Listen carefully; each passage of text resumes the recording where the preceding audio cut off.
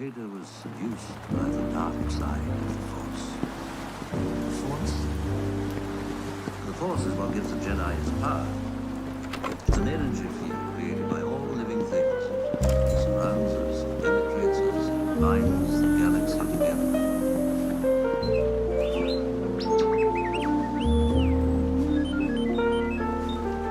Now let's see if we can't figure out what you are, my friend. And where you come from. It's some part of the message you... I seem to have found it. General Kenobi, years ago you served my father in the Clone Wars. Now he begs you to help him in his struggle against the Empire. I regret that I am unable to present my father's request to you in person. My ship has fallen under attack, and I'm afraid my mission to bring you to Alderon's name. I have placed information vital to the survival of the rebellion into the memory systems of the Sar-2 unit. My father will know how to retrieve it. You must see this droid safely delivered to him on Alderaan. This is our most desperate hour. Count on me, Obi-Wan Kenobi. You will be home.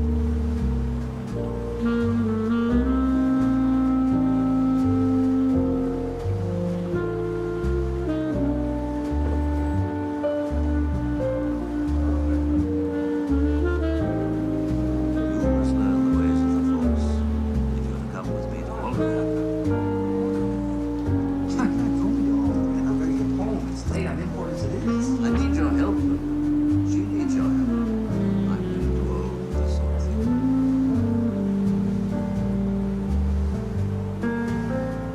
I can't get involved. I've got work to do. It's not that I like the Empire. I hate it, but there's nothing I can do about it right now. It's such a long way for me. That's your uncle talking. How am I ever going to explain this? Learn about the Force.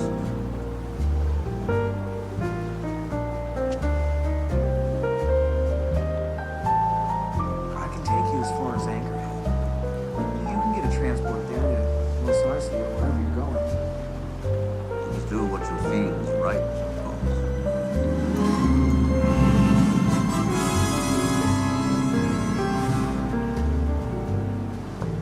Until this battle station is fully operational, we are vulnerable.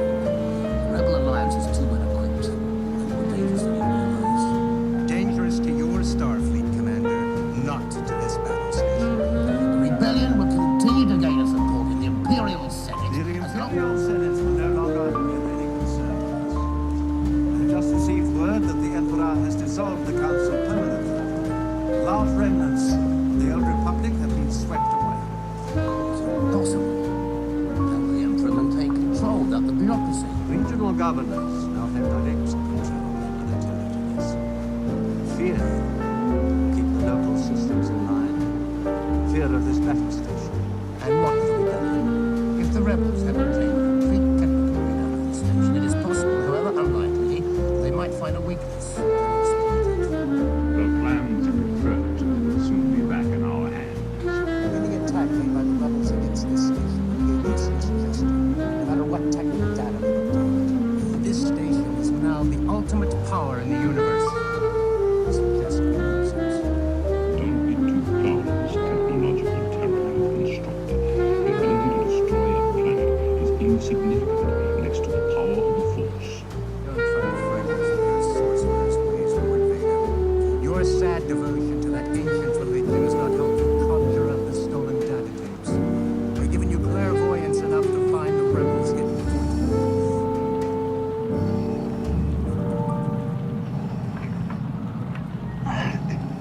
I find your lack of faith disturbing.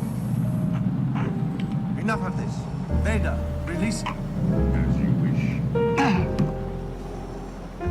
This bickering is pointless.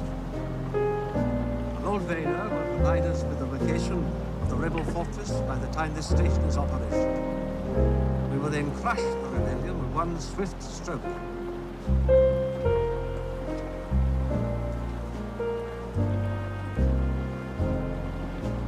It looks like the Sand people did this all right. Look, there's gaffy sticks, bantha tracks. It's just, I've never heard them hitting anything this big before. They didn't.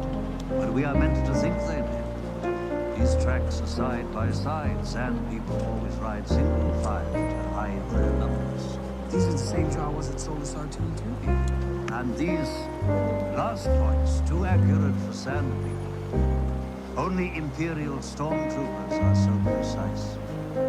Why would Imperial troops want to slaughter Jawas?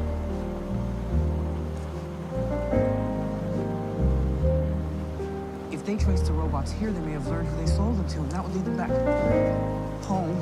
Oh, wait, Luke! It's too dangerous!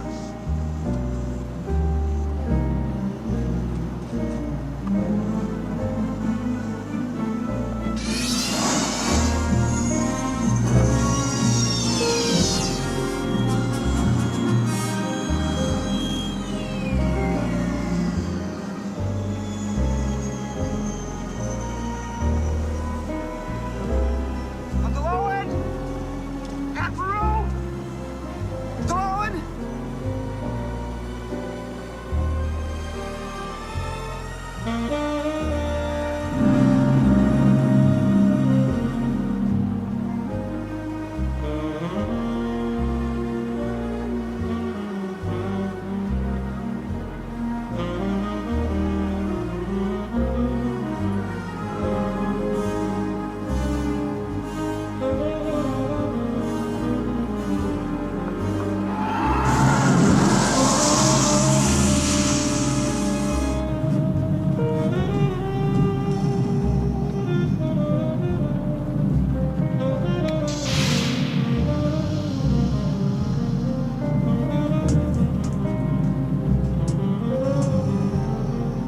And now, Your Highness, we will discuss the location of your hidden rebel base.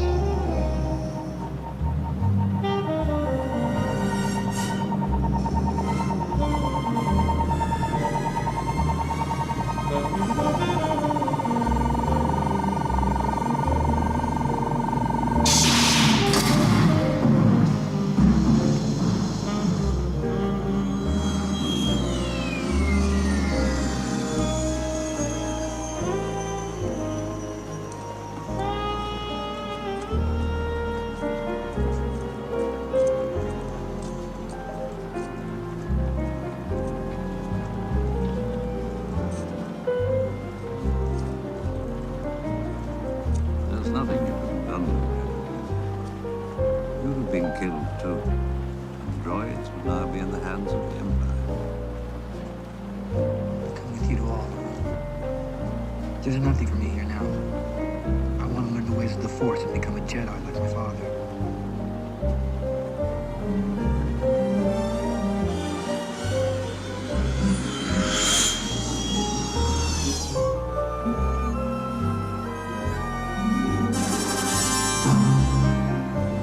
Moss Iceland spaceport. You will never find a more wretched hive of scum and villainy. You must be cautious.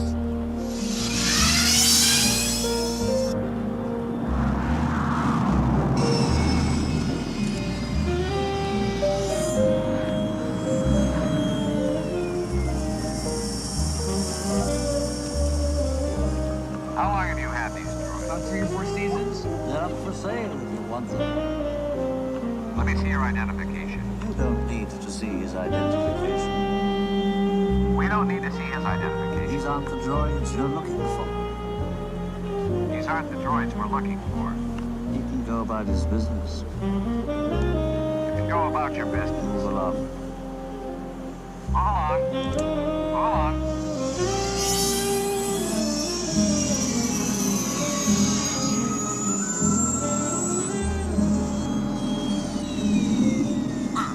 I can't abide those Jawas. Disgusting creatures.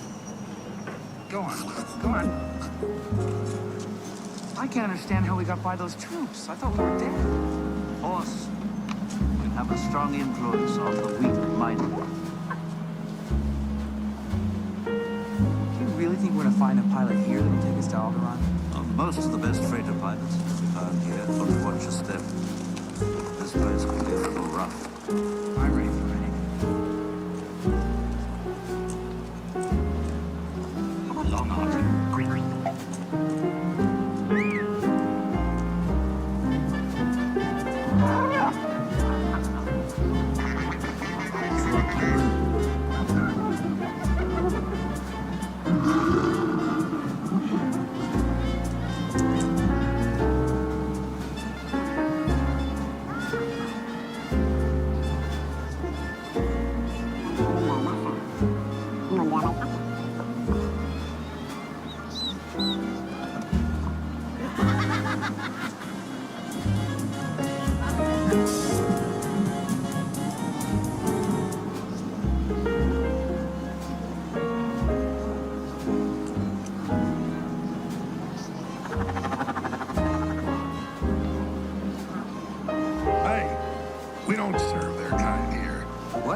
They're droids. They'll have to wait outside. We don't want them here. Why don't you wait out by the speeder? We don't want any trouble. I heartily agree with you, sir.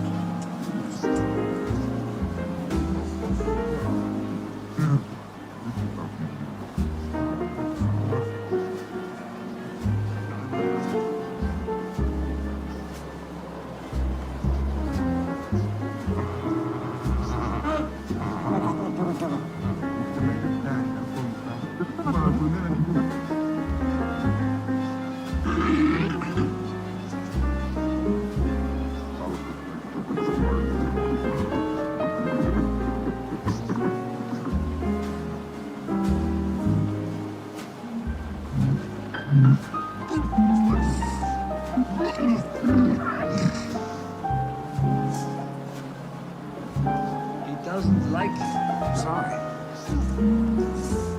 I don't like you either. Just watch yourself. We won't it been. I have the death sentence on 12 systems. I'll be careful. You'll be dead. This little one's not worth the effort. Come, let me get you something.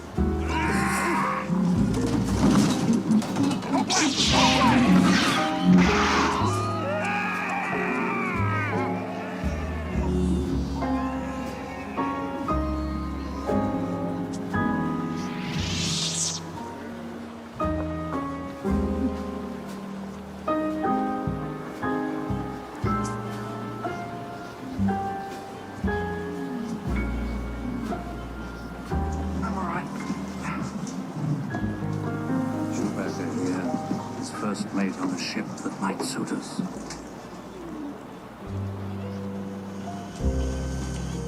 I don't like the look of this.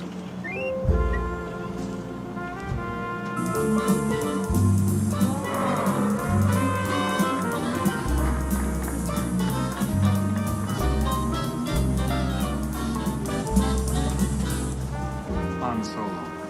I'm Captain of the Millennium Falcon. Chewie here tells me you're looking for passage to the Alderaan system. Yes, indeed. If it's a fast ship. Fast ship. You've never heard of the Millennium Falcon? Should I have?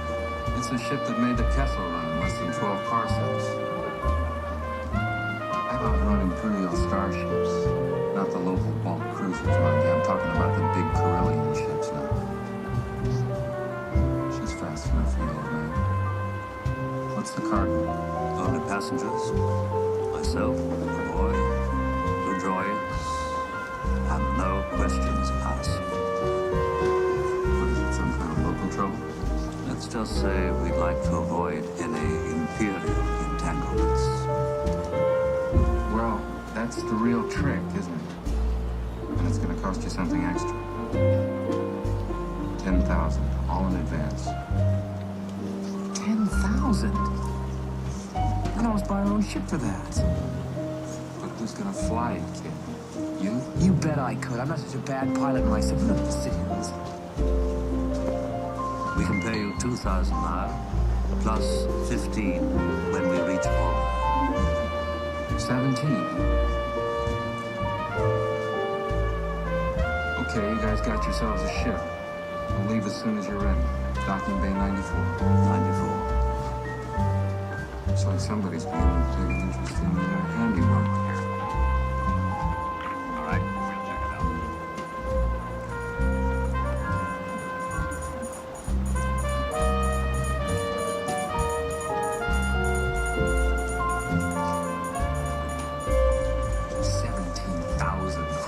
Those guys must really be desperate. This could really save my neck. Get back to the ship.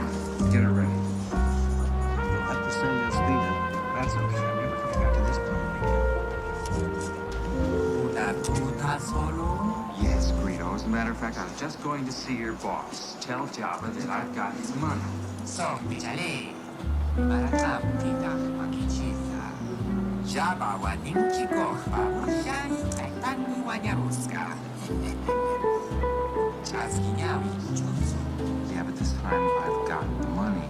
에리자리아 폴파이엔티 코니쿠스와 I don't have it with me. Tell Jabba. 나마하이티크티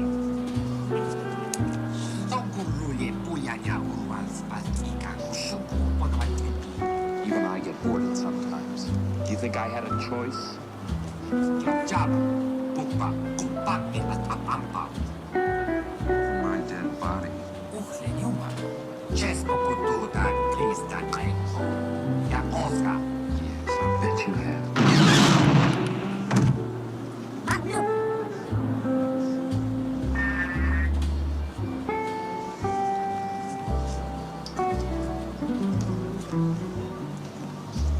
Sorry about the mess.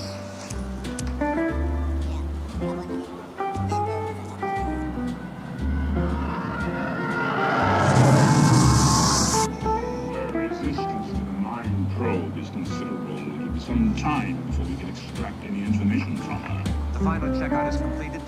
All systems are operational. What course shall we set? Perhaps she would respond to an alternative form of persuasion. What do you mean? I think it is time we demonstrated the full power of this station. Set your course for Albany. With pleasure. Lock the door, Archie.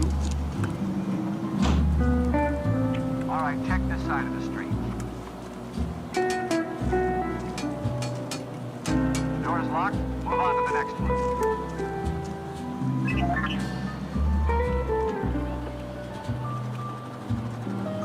I would much rather have gone with Master Luke than stay here with you. I don't know what all this trouble is about, but I'm sure it must be your fault. You watch your language. All right, give it to me. I'll take it. Look at this. Ever since the SP-38 came out, they just aren't in demand. It'll be enough.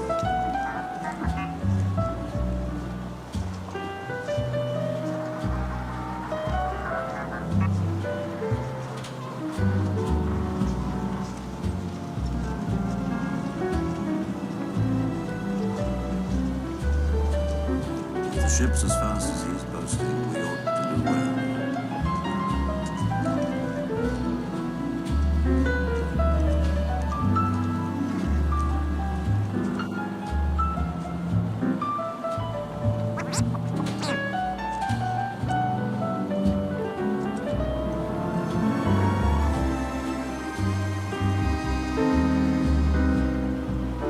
What a piece of junk.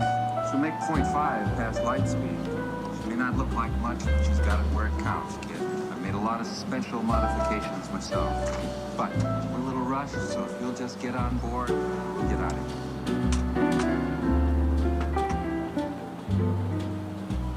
Hello, sir.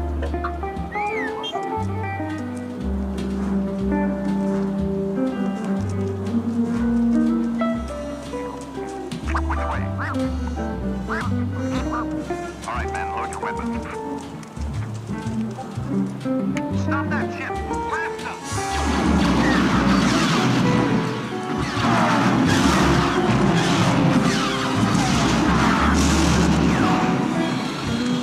Chewie, get us out of here!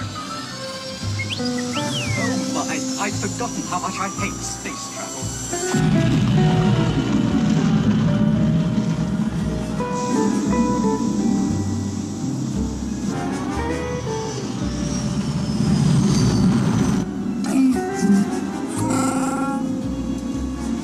Looks like an Imperial cruiser. Our passengers must be hotter than I thought. Try and hold them off. Angle the deflector shield while I make the calculations for the jump to light speed.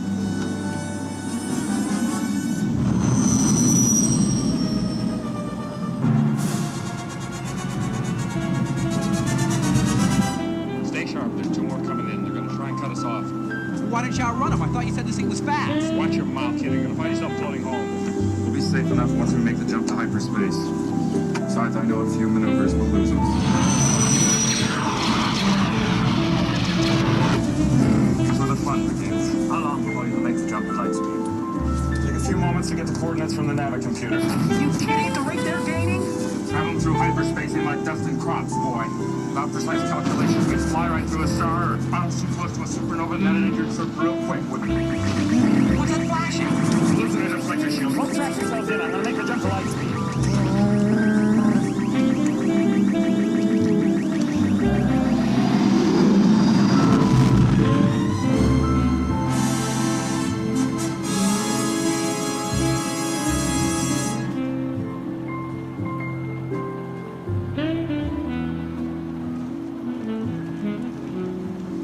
We've entered the Alderaan system. Governor I should have expected to find you holding Vader's leash. I recognized your foul stench when I was brought on board. Charming.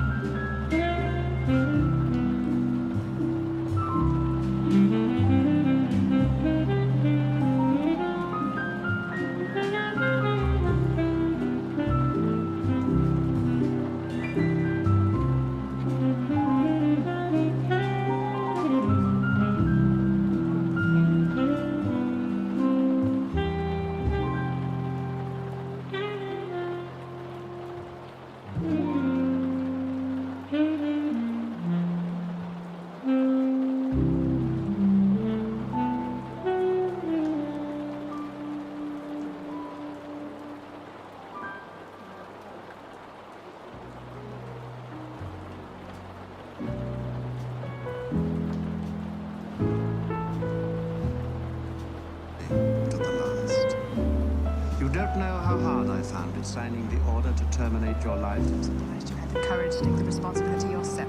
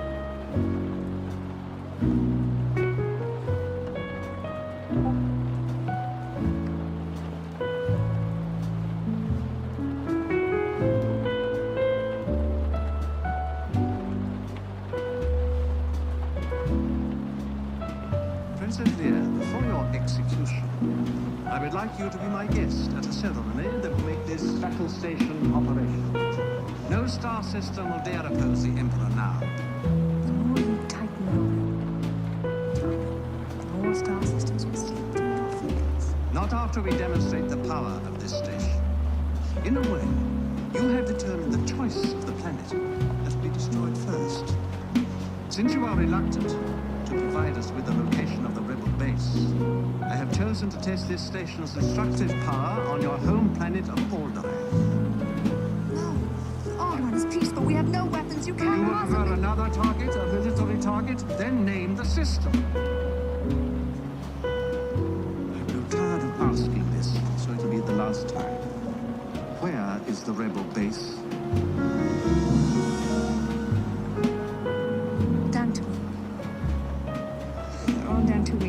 There, you see, Lord Vader, she can be reasonable. Continue with the operation. You may fire when ready. What? You're far too trusting. Dantooine is too remote to make an effective demonstration, but don't worry. We will deal with your rebel friends soon enough. Commence primary ignition.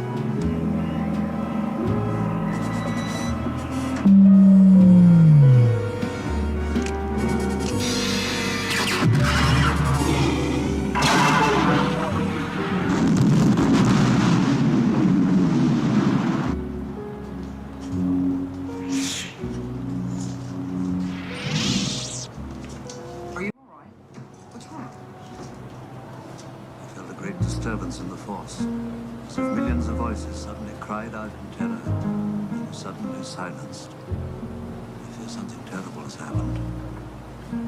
You better get on with your exercises. Well, you can forget your troubles with those Imperial slugs. I told you I'd outrun them. Don't everybody thank me at once. Anyway, we should be at all around about 200 hours.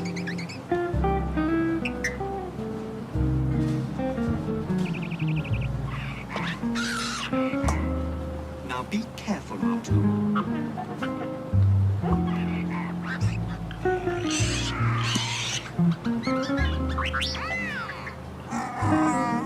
He made a fair move. Screaming about it can't help you. Let him have it. It's not wise to upset a Wookiee. But, sir, nobody worries about upsetting a droid. It's because a droid don't pull people's arms out of their sockets when they lose. Wookiees are known to do that. I see your point, sir. I suggest a new strategy, R2. Let the Wookiee win.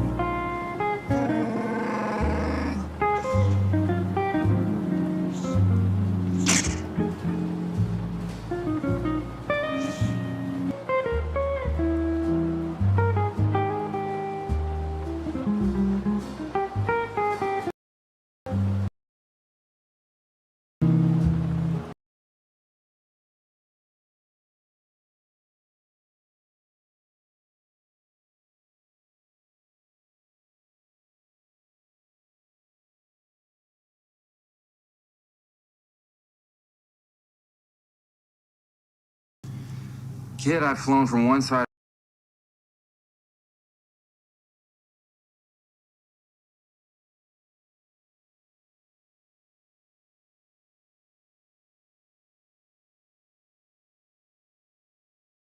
tricks and now.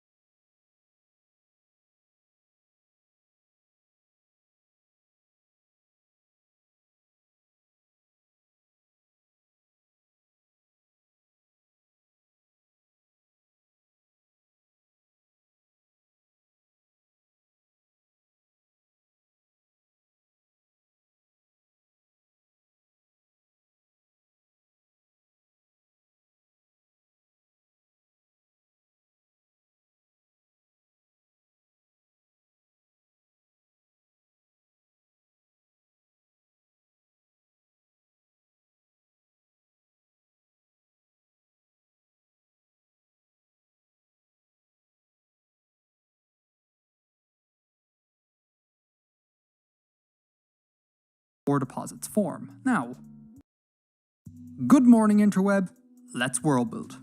In this video, let's look at where to locate fossil fuels and ores on your fantasy worlds. Coal deposits are the remains of ancient tropical to subtropical swamps. Back when the climate was very warm and wet, plant life flourished in so-called coal swamps, broad, low-lying, waterlogged tropical plains. The waters of these coal swamps were anoxic, oxygen poor, so plants that died and fell into the water didn't rot away entirely. Instead, they just got buried under more dead plants, eventually forming a compacted layer of organic matter called peat. Didn't rot away entirely. Instead, they just got buried under more dead plants, eventually forming a compacted layer of organic matter called peat. Peat contains about 50% carbon. If it were to get buried to a depth of about 4 to 10 kilometers, the temperatures and pressures present would concentrate the carbon to about 60%, the minimum needed to form the lowest grade coal. The more the coal is buried, the more concentrated the carbon becomes, the higher the quality of the coal. So, place your world's coal reserves in areas that in the past were low-lying tropical to subtropical swamps. Place higher rank coal in the foothills of mountain belts that formed in these regions. Do not, however, place coal reserves in the interior of mountain chains. The pressures there are such that 100% carbon, otherwise known as graphite, will form, not coal. And finally, place your peat reserves in your modern-day low-lying wetlands. Oil and gas are hydrocarbons derived from the remains of ancient plankton, not dinosaurs, as you may have been told. Much like the formation of coal, when these plankton died, they sunk to the sea or lake floor, they accumulated and then mixed with the clay, forming a muddy organic ooze. The ooze was then buried and compacted, forming black organic shale. This shale is known as source rock because it contains the raw materials from which hydrocarbons form. If the source rock gets buried deeper to a depth of about 2 to 4 kilometers, the temperatures and pressures present produce kerogen. Shale containing about 25 to 75% kerogen is called oil shale. At greater depths, the oil breaks down to form natural gas, so oil can only form in a narrow window known as the oil window, typically at a depth of less than about 6.5 kilometers. The gas window is much larger, typically extending down to about 9 kilometers. Oil shale source rock is not very porous or permeable, so drilling into it doesn't yield much product. Luckily, oil and gas are less dense than water, so they'll try to escape the source rock and rise up through the ground to get above the water table. If not stopped, they will eventually reach the surface, forming an oil or gas seep. So for underground oil and gas reserves to exist, we're going to need a trap. Basically, impermeable source rock, permeable reservoir rock, impermeable seal rock. The oil and gas are generated in the source rock, rise up and collect in the reservoir rock because they are trapped by the seal rock. Traps can be found in a variety of locations, on the crest of tectonic folds, along tectonic fault lines, or near salt deposits, to name a few. Side note, underground salt deposits may occur in regions that were once subtropical deserts. Salt, and also lithium, may also be, air quotes, mined in salt pans. Large, dried up desert lakes and ponds where evaporating water has concentrated the salt and lithium. Anyways, place your primary oil and gas reserves in regions that were once shallow tropical seas and lakes. Source rock, but that then got buried by sedimentary deposits, reservoir rock, and thereafter underwent tectonic compression, trap formation. This is exactly what happened in the Persian Gulf, which is why 60% of the world's conventional oil and gas exist in that region. Additionally, secondary oil and gas reserves can be placed in sedimentary basins along passive continental margins. A sedimentary basin is a land depression which has been filled with sedimentary deposits, and a passive continental margin is where the land meets the sea, sans active plate boundary. Think the Gulf Coast of the US. And finally, place some oil and gas reserves in your foreland basins. Foreland basins are sedimentary filled depressions that form on the continental side of a mountain belt, as the weight of the mountain chain pushes down the surface. Metals occur natively, in their pure form, or as minerals, bonded to non-metallic substances. If a concentration of a metal in a mineral is significant and the metal can be easily extracted, the mineral is said to be an ore. When an economically significant concentration of ore minerals occurs, we call it an ore deposit. Ore deposits form in many ways and in general are associated with volcanic activity. In a magmatic deposit, ore minerals precipitate in a magma chamber. In a hydrothermal deposit, hot groundwater dissolves ore minerals and carries them away, precipitating them into the surrounding rock. And in submarine vent deposits, ore minerals precipitate on the seafloor via black smokers at divergent oceanic plate boundaries. So those are some of the ways ore deposits form. Now, where to put them? Most of your world's geologically recent ore deposits will form around volcanically active plate boundaries, specifically in the overriding plate of subduction zones, and in hotspots. Think your world's equivalent to the Ring of Fire or Alpide Belt. Most of these deposits will be porphyry copper deposits. Copper only, copper gold, copper molybdenum, or molybdenum only. In all cases, minor amounts of lead, zinc and silver may also be present. Oh, and place a couple of tin tungsten deposits here too. Near these deposits, but still close to your volcanically active plate boundaries, place your epithermal gold deposits.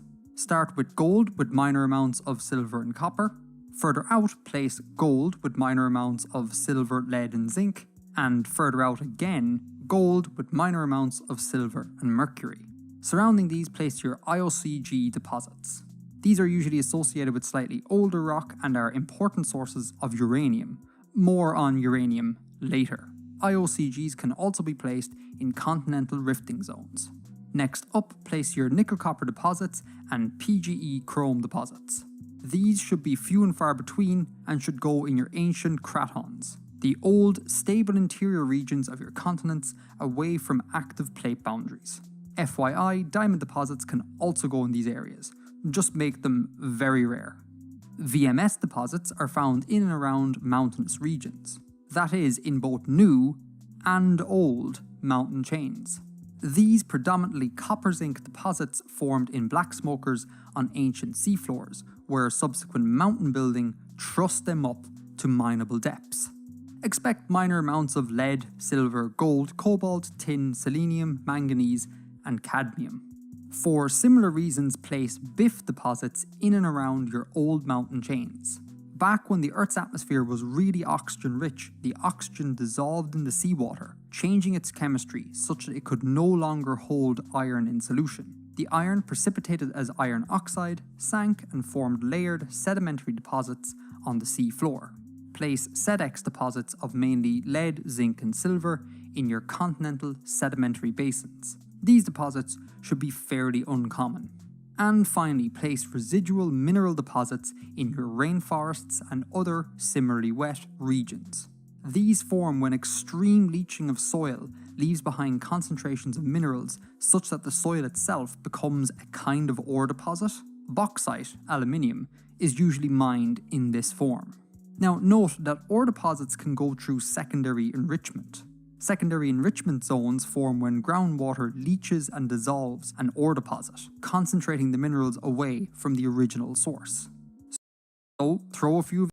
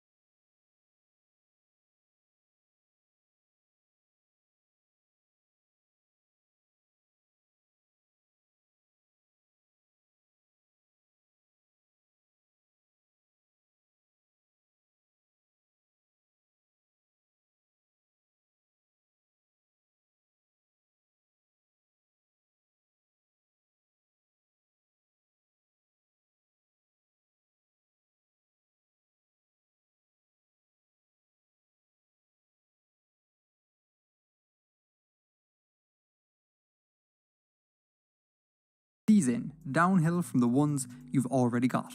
In particular, make your dominant uranium deposit be a secondary enriched one.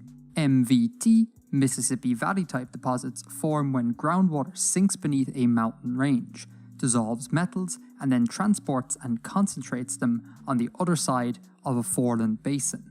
Again, throw a few of these in. Note that MVT type deposits can be hundreds of kilometers away from their source. And finally, throw in a few placer deposits. This is where a mineral or native metal outcrops, erodes, enters a river system and gets concentrated downstream. You know, panning for gold and diamonds. And that is that.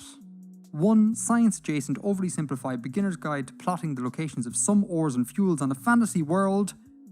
Done. Good morning, interweb. This video is sponsored by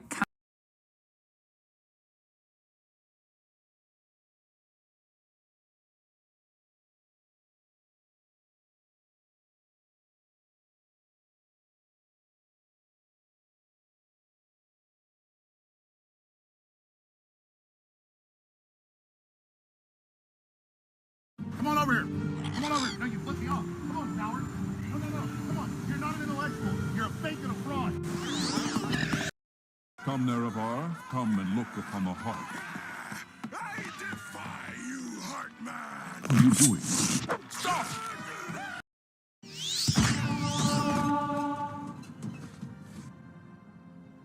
My back.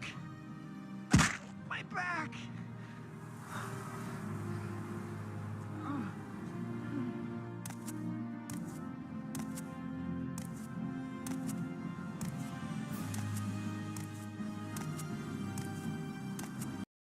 Hey, Patrick, are you angry too? Yeah. What's the matter? I can't see. Don't worry, buddy. You're doing fine. I won't let you blow. Yes.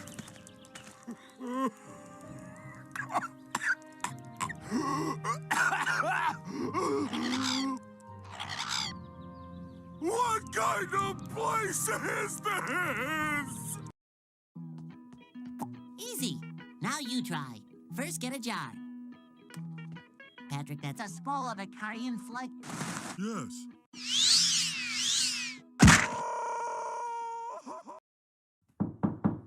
Come, Nerevar, friend or traitor, come. Come to me through fire and war. Is this how you honor the sixth house and the tribe unmourned? Damn this thing. What a fool you are. This is taking too long. Forgive me, but I am enjoying this. Come on. It is not too late for my mercy. Persistent, aren't you? This is getting tiresome.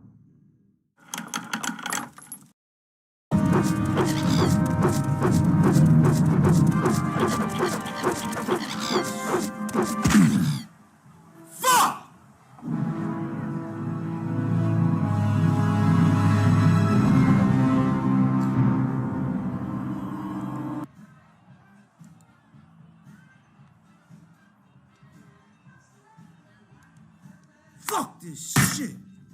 Came in this fucking room and everything went fucking bad. Fuck this shit, man. Fuck. Let's see a gainer, Grandpa. Oh! Die! You all right, sir? Sure.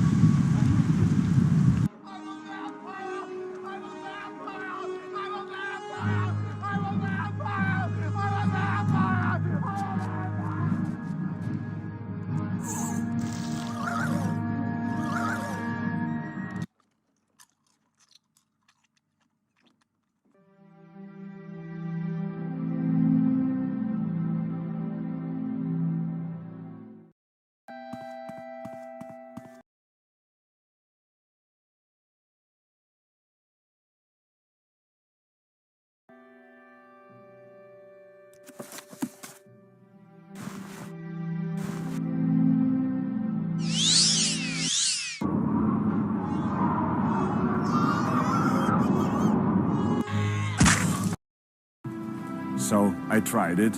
Well, the rest is history. Let me ask you something.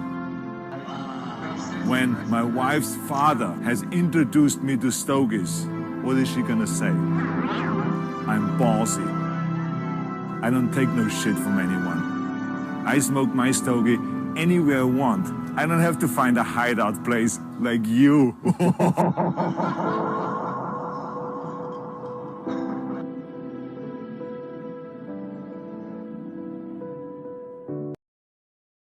Yo, why is he looking at me like that? What's up, little bud? Got a staring problem, pal? Like what, dude? He's just looking at you. He's a baby. Look at his face. Dumb little face. Stop. Yo, Zan, get your boy, dog.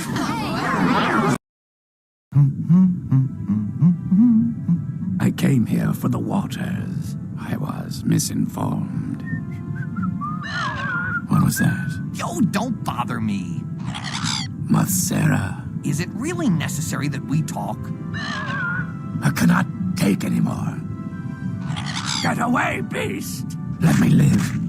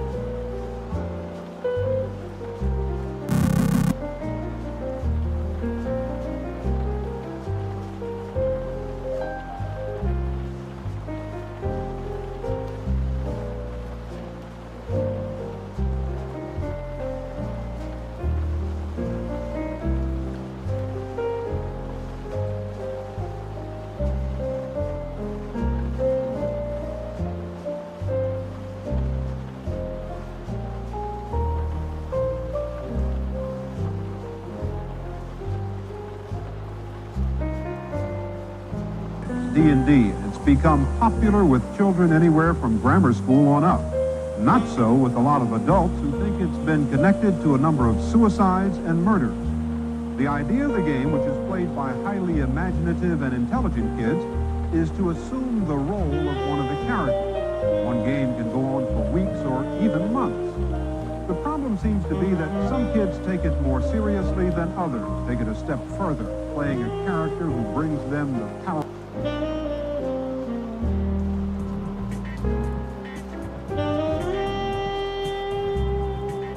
year is 1978. Dungeons and Dragons, already a growing phenomenon, was now becoming thirst of legend. There were minor limitations, yes. But the passion was there, man. It was there. Alfie 6, Big Wonders of Colonel. The three of you enter the cave full of fungus, and you see two hulking shapes, a troll and a minotaur. Which one's the troll, man? Dude, the eraser's the troll. I thought the eraser was the minotaur. Most big is the minotaur. What's the limb, man? Oh. That's just limb. No, I think the troll.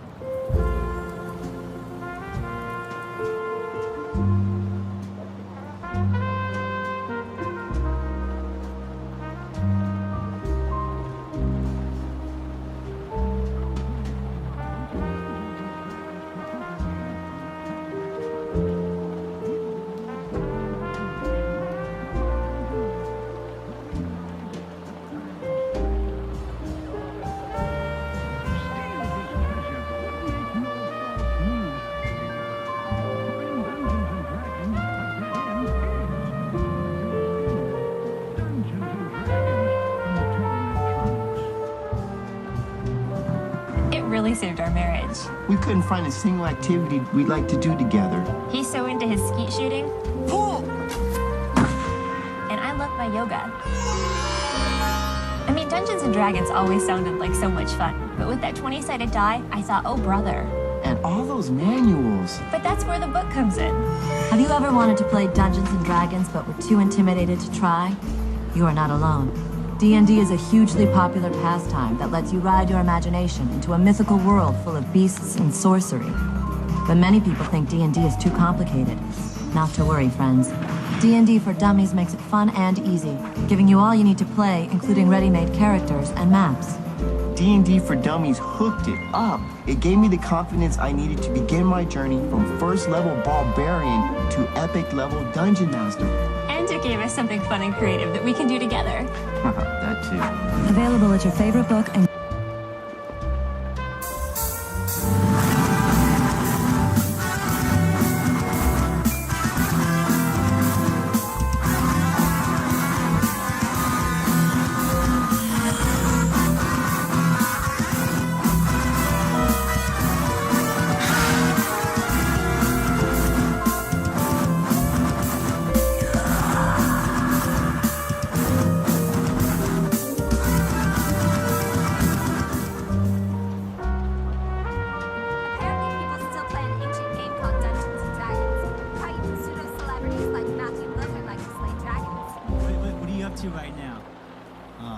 this convention for kids and Dungeons and Dragons. Get it on! Going down!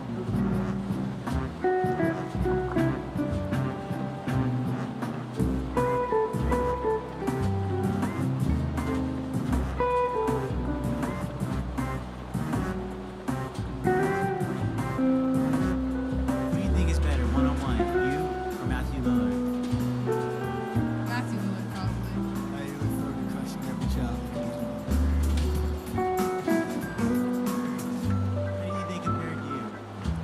They're much smaller. Not as good. Or as good looking. Matthew Lillard sucks, man. Clothes too much. Oh, look at the little kid. I've got 3 dragons. Bring any red one.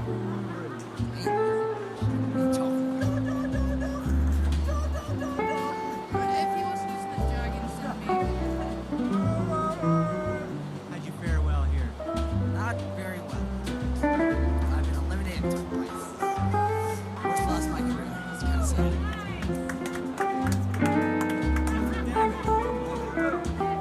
Do you play a lot of kids while playing Dungeons and Dragons?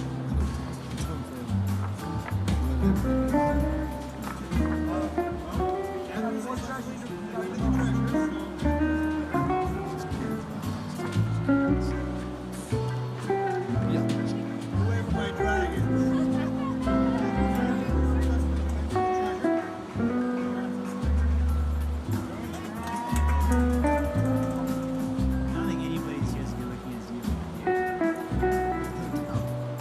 I'd probably come in a close second, right? Close.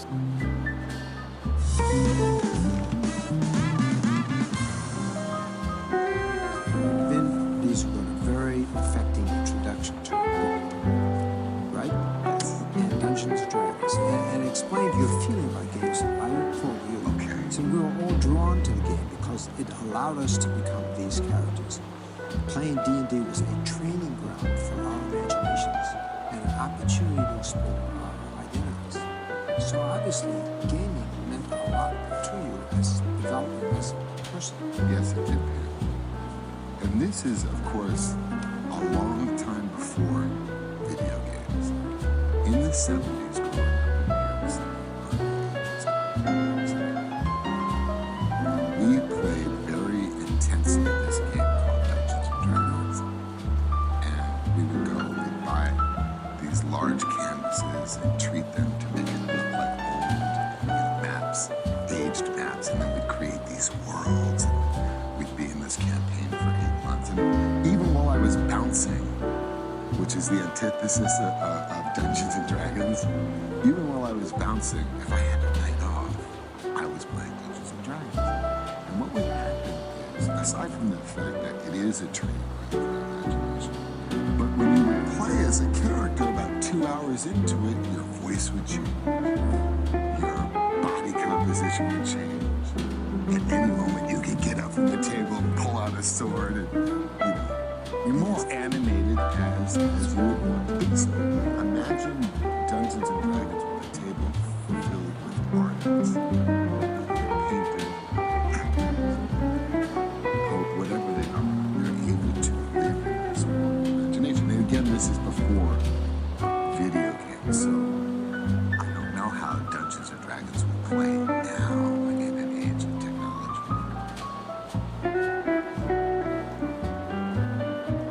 The Master has placed you in a dreadfully precarious position. You're playing the most phenomenal game ever created. Your skin grows cold from your first glimpse of enormous peace. It's a product of your imagination. Survival depends on a quick, decisive move. Your choices are limited. Stand and fight, or run. Use your lightning bolt. Victory is yours. Win the treasure. TSR Hobbies, Dungeons and Dragons game. Products of your imagination. Welcome to Gaming at the Gygax House, a home movie of Lake Geneva, Wisconsin. This is John Peterson, and I took this footage around the town late this March when I visited a special mission. Lake Geneva is a quiet resort community about 90 minutes north of Chicago, which leads a sort of double life. While to most it's a summertime getaway where tourists take their boats out on Geneva Lake, or in the wintertime like now, if you're more crazy, you could try to drive your car on the ice. To some people, the name of Lake Geneva is renowned for a particular indoor pursuit. One clue to Lake Geneva's secret identity is right next to the river, where a number of plaques commemorate citizens of the town, including one of the town's most illustrious former residents, E. Gary Gygax, the co-creator of Dungeons and Dragons. Gygax grew up right here in Lake Geneva, and he made it the home of gamers everywhere when he founded a gaming convention here at the town's horticultural hall, as we can show here, which he called the Geneva Convention, or Gen Con. In 1968, it brought 96 gamers from around the country to this very spot. It was the second instance of Gen Con, right here inside, that Gary met the other co-creator of D&D, Dave Arneson. Now, Gary held the convention here because it was only a block away from his house at 330 Center Street in Virginia. It's where you'd end up if you took a right at this intersection. Now, Gary passed away in 2008 and had long since moved out of this house, but I visited this spot residential neighborhood for the 40th anniversary game of D&D at the place where it all started. In the 1970s, the Gygax house was home to a family of 7, Gary, his wife, and their 5 children. Inside, it feels small for such a big clan. You can imagine family dinner in this room, the very room where Dave Arneson first demonstrated the Blackboard Dungeon game to Gary Gygax in 1972. But much of the gaming in the Gygax household actually took place in the basement. There were 2 ways to get to the basement. By this narrow, steep staircase leading down to the kitchen, which I can barely navigate with this camera. But the other way, the cool way, was to take the back entrance from outside into the basement, because then you went through this door, which even today, 40 years later, still has entrance War Games room written on it.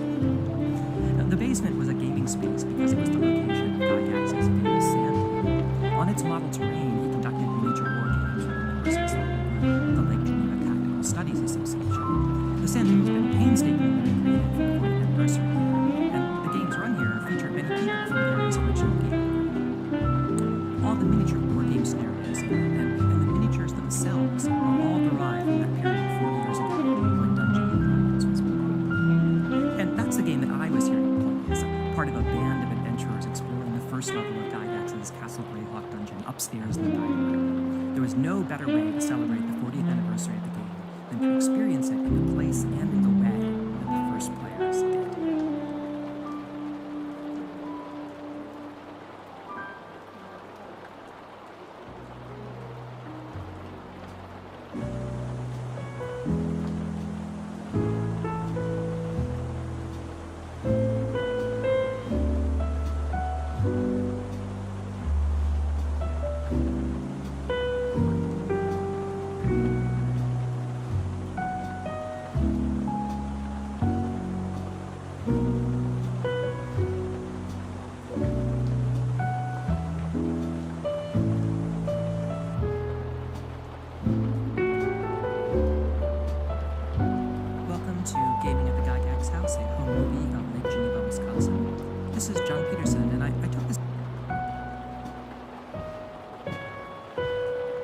This is a special section of...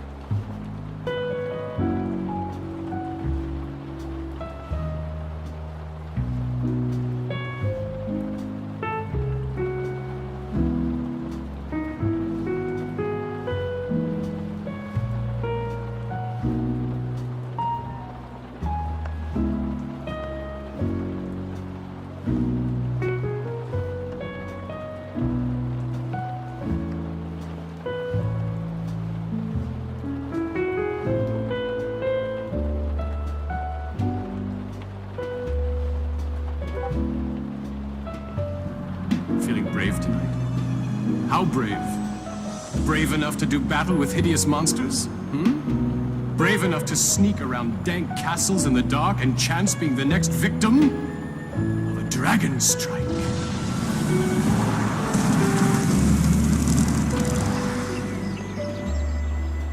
All right, your sunstone's done. So what do you want me to do with it? Let darkness reign, and in the darkness, let evil grow.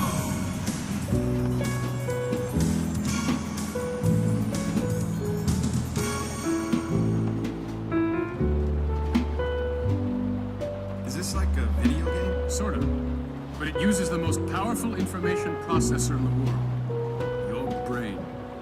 Cool, so how do we play? Do we have to read a bunch of rules? Not this time. This time, I'm the Dragon Master, and you are the adventurers. Is it okay if I watch until I get the hang of it? You don't need the hang of anything. Imagination is all you need. Close your eyes. Open your mind, and I'll transport you to another realm. Oh, yeah? It's night. Long time ago. You see a castle. This castle belongs to the evil wizard Teraptus. The castle's high towers and jagged walls glow in the light like the dull white of a skull. You sense magic in it. Your nose is assaulted by the stench of death and decay. You're struck by the stillness. The stillness of death. Then you hear footsteps and see a young wizard running down a path which leads from Teraptus' castle.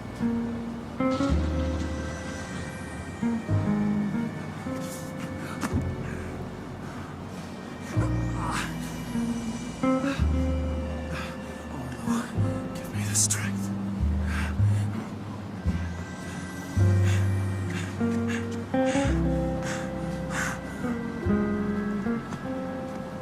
And you see what looks like a dagger sticking out of his back.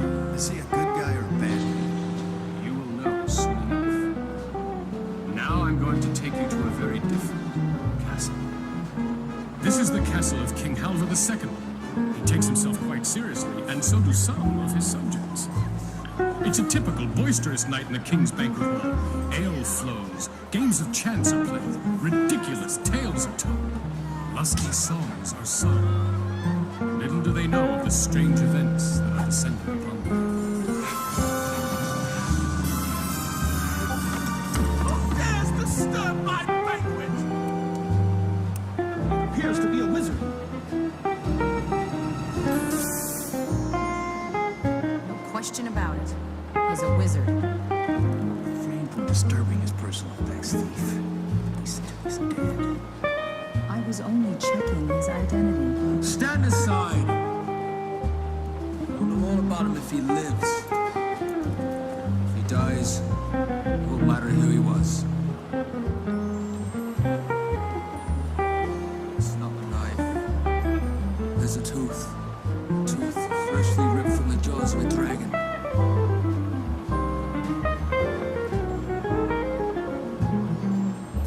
Summon all your life force.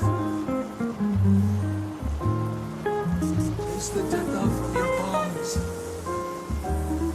Let life flow.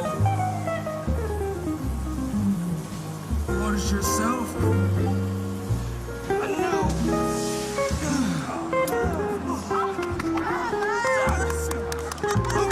He lives. Thank you, Clark. By healing me, you may have spared 1,000 lives. Warrior, I sense the presence of evil very near. Tonight's omens bode ill.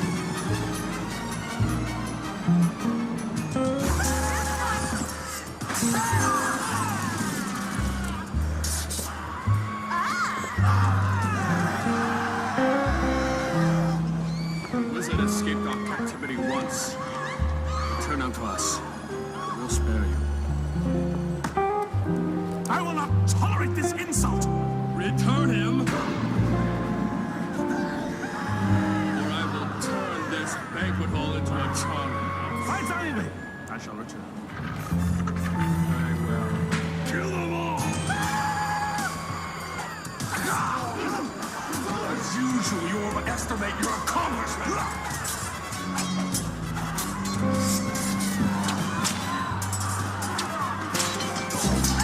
Stop them! They're killing our gods!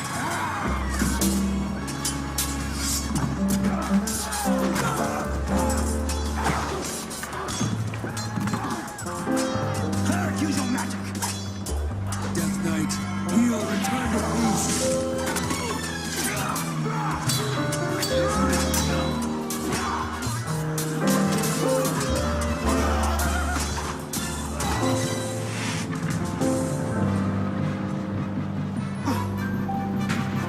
Subjects, together we have vanquished. Where did you run to, Lord Fear? For that which all be commended.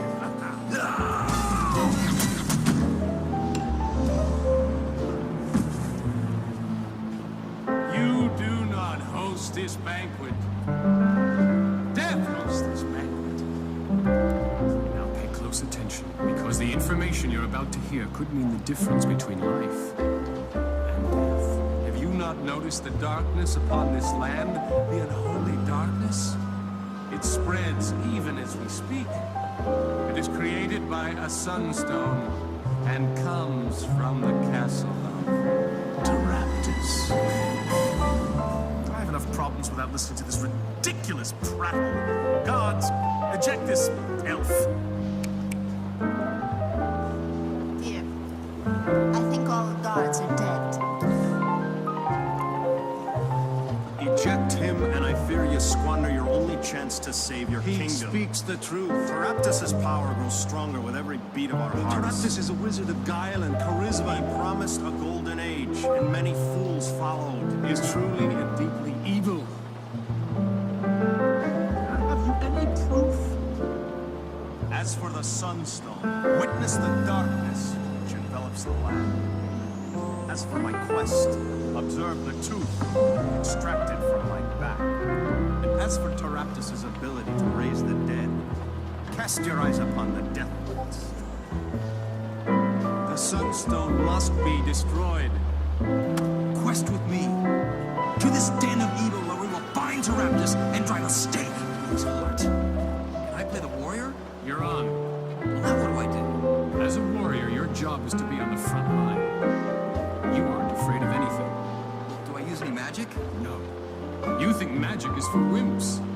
Warriors have a motto. Sharp swords, 7 scores. How about if I play the thief? Your thief is more or less of the Robin Hood variety. She steals from the evil and gives to the good. When thieves aren't fighting, they specialize in picking locks, climbing walls, lurking in dark shadows, and disarming traps. I want to play the elf. Elves are a mysterious and ancient race. As an elf, your skill with a bow is legendary. And more importantly, you possess the secret knowledge of elven lore. Okay, I want to play the wizard. You're on.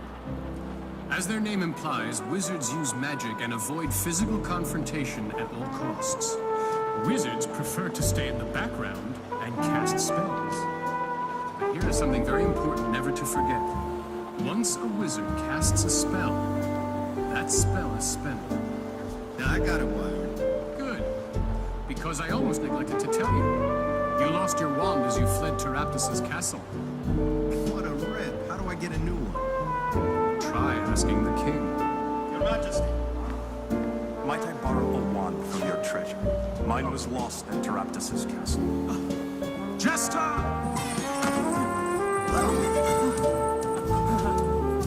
Do you have a wand for this bereft wizard? Of course, Your Majesty. I live to serve you. I have just the wand. You notice this is the same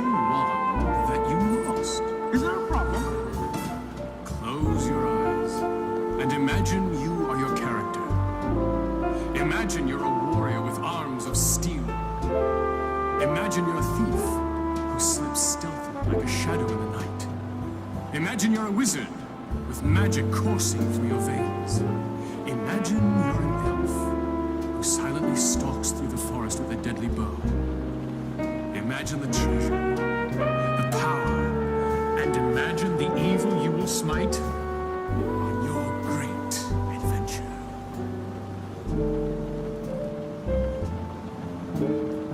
Fellow adventurers, we have been honored with the King's Quest. Big honor. It comes as no surprise to me that honor is not an issue for you. To thieves, there's no difference between good and evil.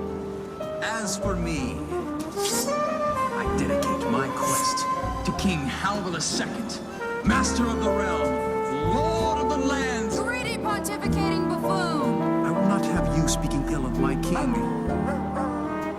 Why is he doing that? Stop your petty human bickering.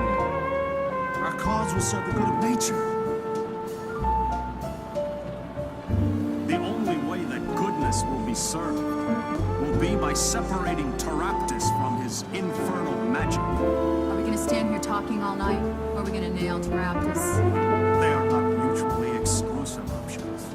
If we don't nail Taraptus, the night will never end.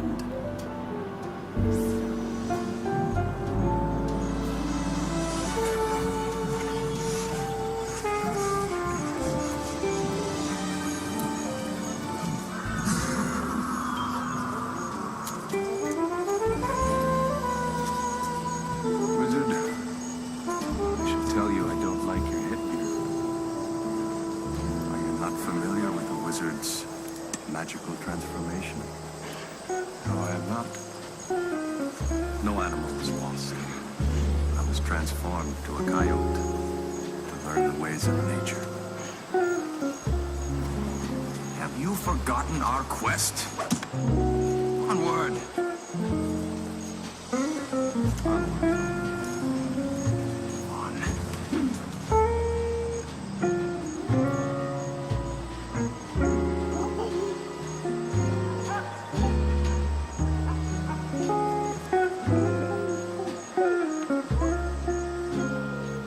Whom are you communicating now? He speaks of present danger. Stand aside!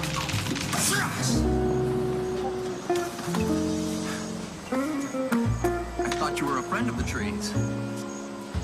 I speak to their spirits. This one was corrupted by sorcery. What would make us sorcerers so evil?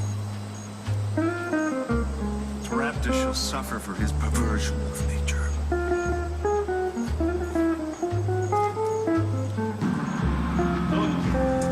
Magic within those walls, if unleashed, could destroy the entire kingdom. If used for good. Golden Age, running ropes, fireflies and summer nights.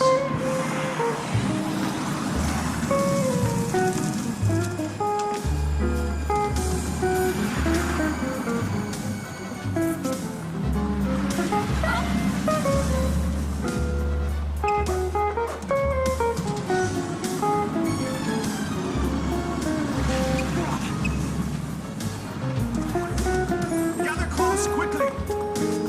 Quickly, wizard!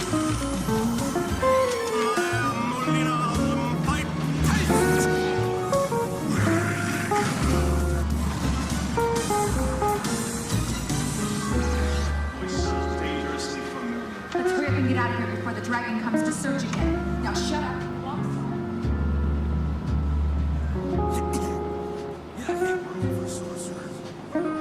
Sorcerers! Like this miserable Taraptus. Never pay. Always end up broke. Ew! Hey, me! I gotta collect my money. Next thing you know, I'm hypnotizing the saying I don't want it. Alright. I don't want it. I mean, I do want it. But they tricked me. I just told you. I mean me. Don't you pay any attention. Hey, Elf, what is this thing? An owlbear. They're not nearly as extinct as they should be. I'm gonna try flattering him.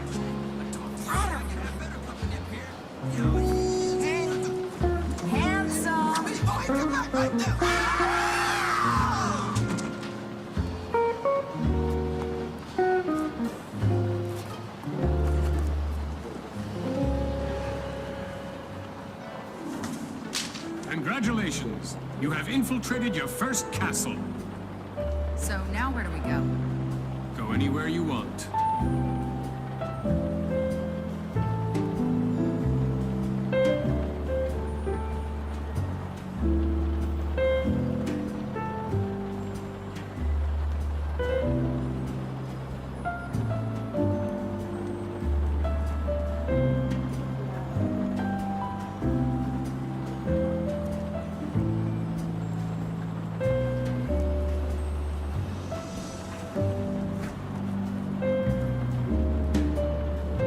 If I didn't want to be with the rest of these guys, could I go off on my own?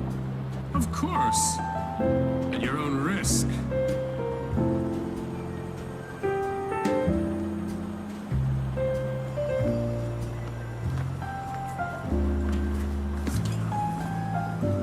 We left this around the Owl's neck.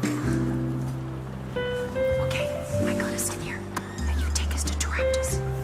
There are many twists and turns in this castle. I'm only familiar with some of them. I thought you infiltrated this place. Raptus uses his magic to constantly shift the walls. Then how will you know where we'll find him? I don't. In fact, I'm not sure I'll know him if I see him. I've only seen him once, and that was in a shadow. Great. We have a guide who doesn't know where he's going, leaving us to a man he won't know on sight. You guys are on your own. That's fine. I wouldn't bear alone anyways.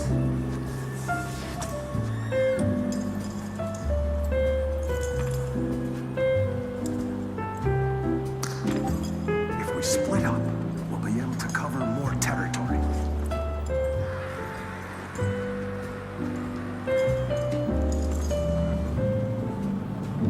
Okay, thief. You're walking along. You hear something around a wall. What do you want to do? I'll cut him to shreds. Elf, you hear something. What do you want to do? I'll set upon it with vengeance.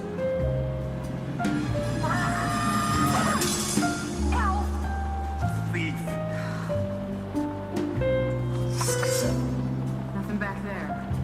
Nothing here. Let's straight.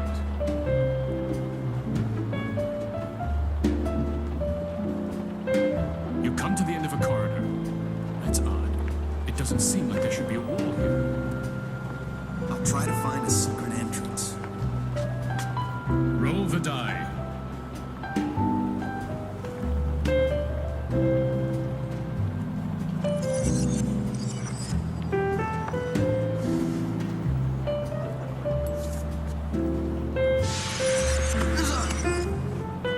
You see something that confounds you. The wizard has stepped through the wall as if it were made of smoke. Wizard, where are you? Come on.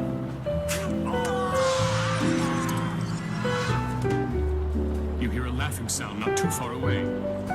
Does my elven lord tell me anything? It sounds like a couple of stupid orcs.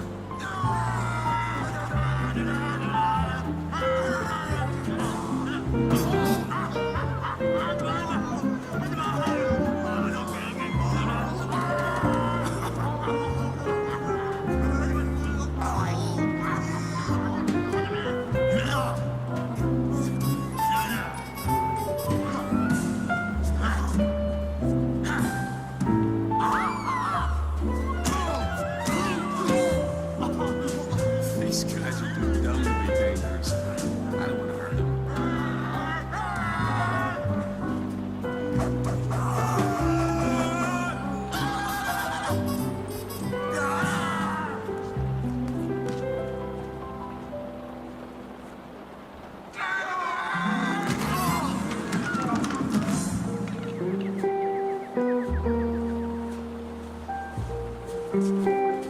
Well, what were they guarding?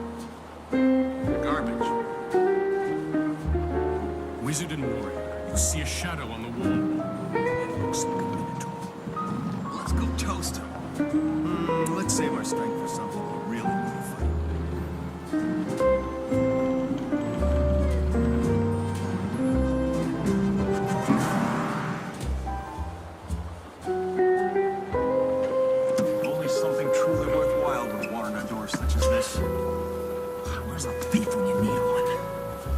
lot more than a thief.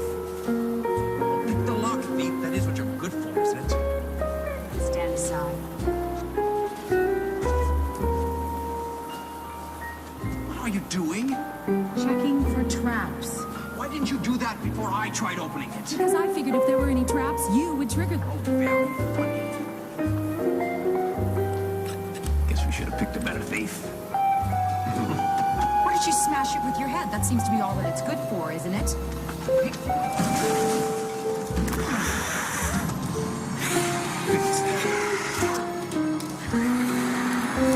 Major mistake.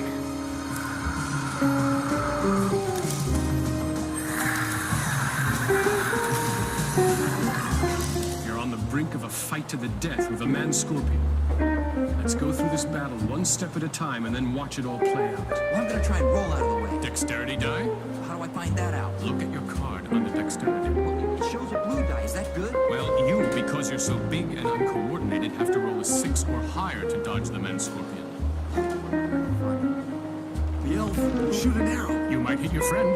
That's okay. I don't know him very well. Oh, thanks a lot. Just kidding. We might as well shoot. I'm dead if he doesn't.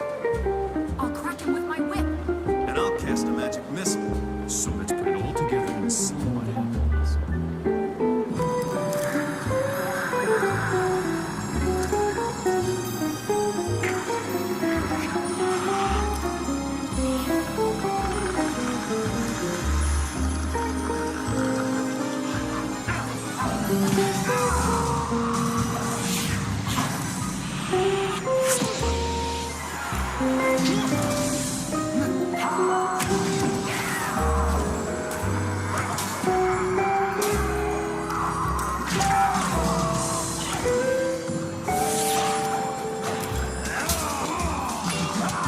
Great, I got a defective wand.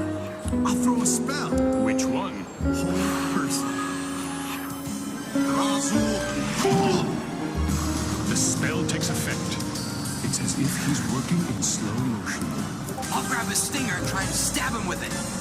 Roll the die.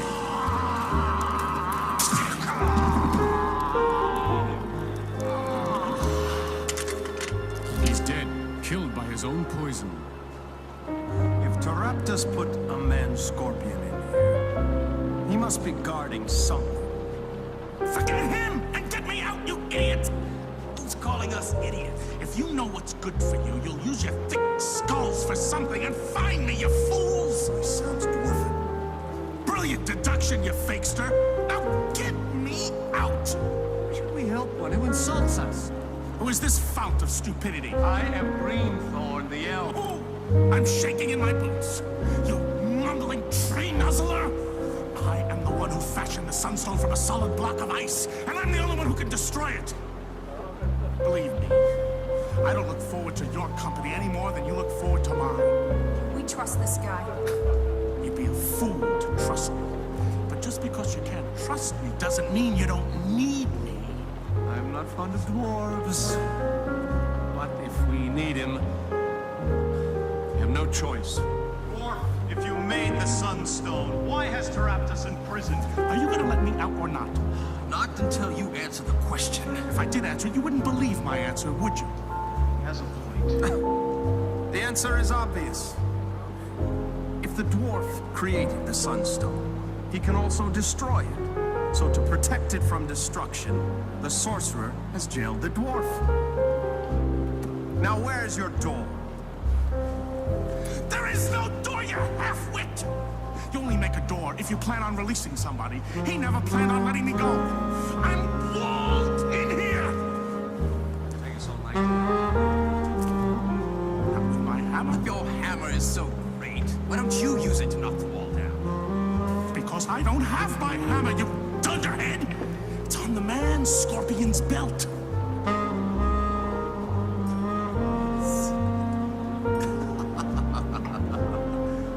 This doesn't look like much of a hammer to me. Then don't look at it. Use it, you dupe! Out! Much to your amazement, the wall shatters, revealing a dwarf. But unfortunately, the spell has caused the whole room to crumble into nothingness, and you will tumble into a black void.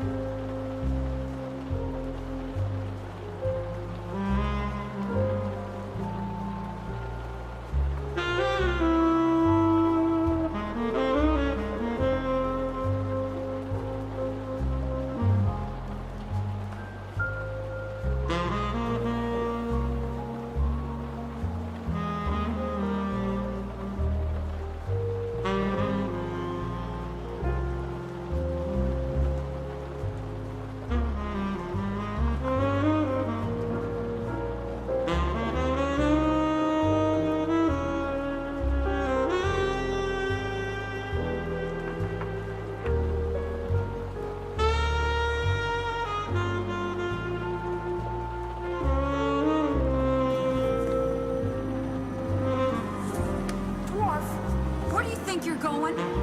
Shh. Maybe I know something you don't know.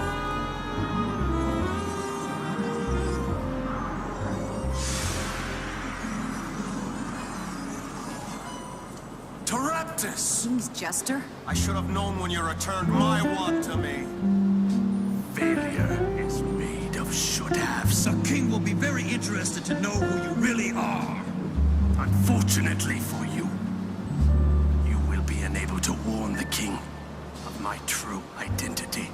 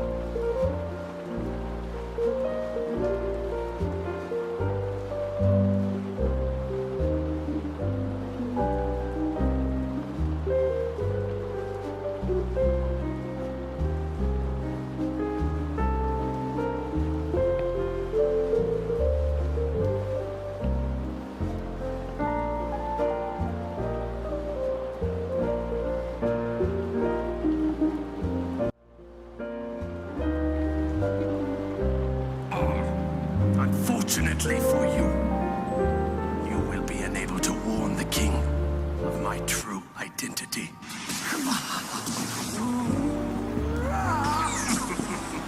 Rise up, flames. Rise up, fire elemental. Use your rage to engulf my enemies.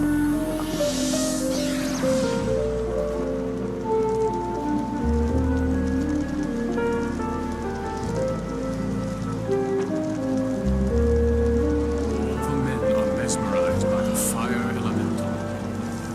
Boys, snap out of it. Dwarf, throw your hammer at the sunstone. Throw your own hammer, Mama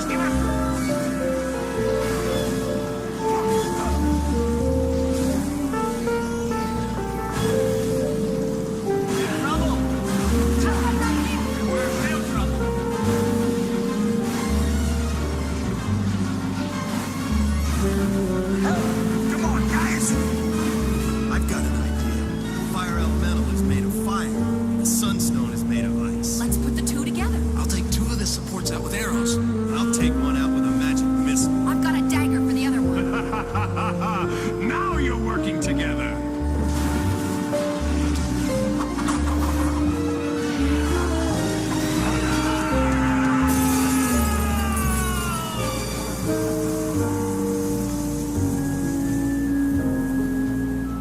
I'll do this most of the time. The spell is broken.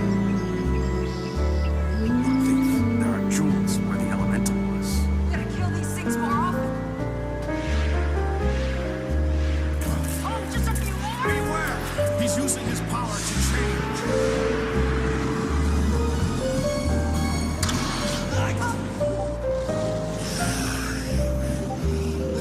Nice to know you can use something like a big Take that flame breath! We gotta get out of here before he takes another breath.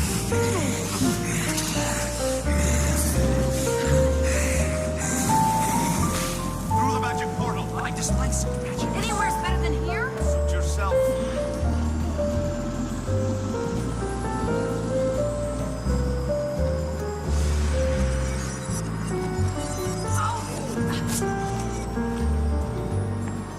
You again? We just came from Travis's castle. Raptus is your jester. Surely you jest.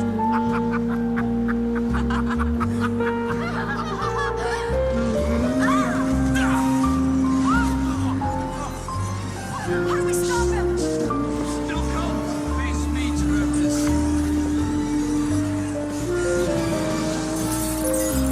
Power do you hold over to Raptus? Power to heal. To kill the undead.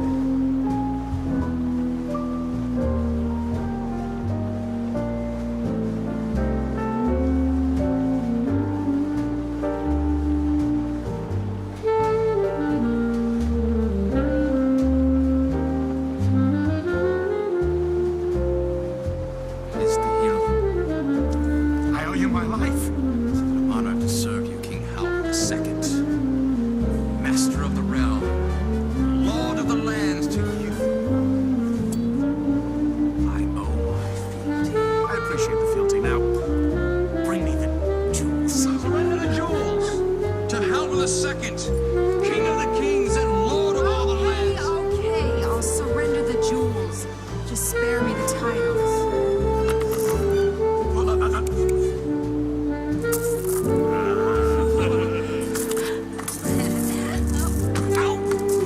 You won't be able to notice the real treasure. The green we brought to this land. The difference between us is that you love green and I love gold. Unfortunately, so does the king. Well, shall we venture to Strathmore Castle? Yeah, when I'm broke again. Too bad. For I have no use for the jewels within. Did you say jewels?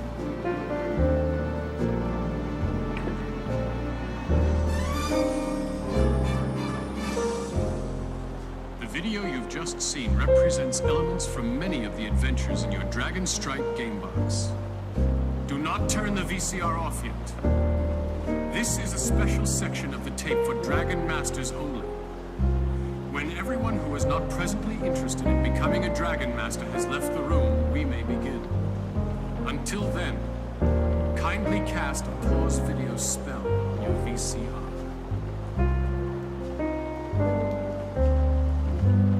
Are you sure nobody's listening at the door? At the window? Very well. Then we can proceed. As you've just seen, the Dragon Strike game is unlike any game you've ever played before. In what other game can you visit the nastiest castles in the world and bring your friends along for the ride? The key is that all the players must work together as a team in order to win. And you, as the Dragon Master, must make the world unfold before their very eyes. Your role is all important. You set the stage for the players, presenting the quest they must follow. Only you know where the treasure is buried. Only you know where the clues are hidden. And only you know where the dangers lie. Now don't forget, a great Dragon Master isn't afraid to ham it up.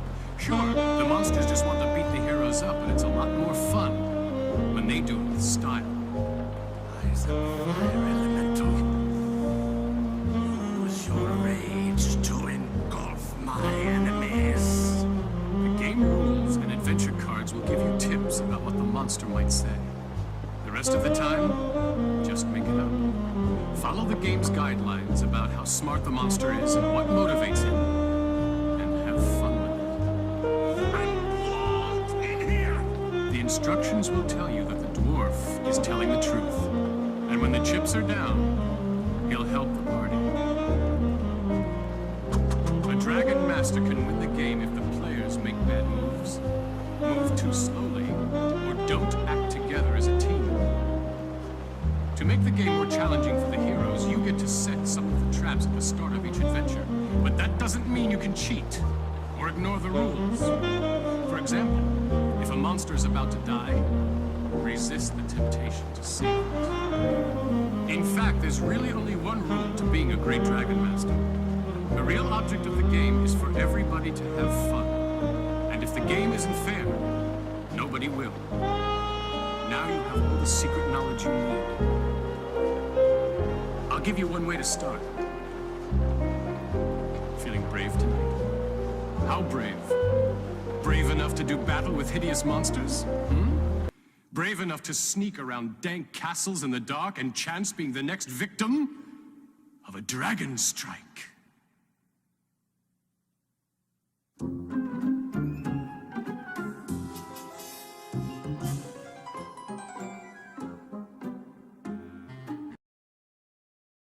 Resource that everybody was fighting over. The noble Atreides, the insidious Ordos, the evil Harkonnen. Within their grasp, one desert planet and the spice to control the universe. Welcome to Arrakis. Dune was written by Frank Herbert, who was inspired by the Oregon Dunes. It started life in the monthly magazine Analog. Later he worked into a single novel and published in 1965.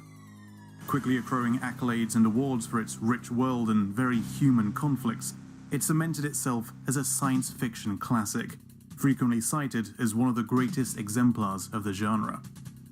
You may have heard a little of Dune's cinematic history. The license was first bought by Uptading International in 1971, but the producer passed away before shooting could begin, and production was halted. The rights changed hands, with Alejandro Jodorowsky set to direct. Having spent $2 million on pre-production alone, and the script clocking in at a projected 14 hours long, the project collapsed. To say it was overly ambitious would be an understatement. Dino De Laurentiis acquired the rights in 1976. David Lynch was brought on board as director, and the infamous Dune adaptation was finally released in 1984. The subsequent film was an infamous flop, but into the Valley of Opportunity rode Virgin Games. Enter Martin Alper. You may not know the name, but you might recognize the voice. Enemy approaching. Alper was the president of Virgin Games. He enjoyed Dune and managed to license the rights to make games based on the film. Specifically, the film, interestingly. He didn't have much of a concept other than the idea of making adventure games, wanting Virgin to compete with Sierra Online. The project was given to Cryo Interactive, a small French development team.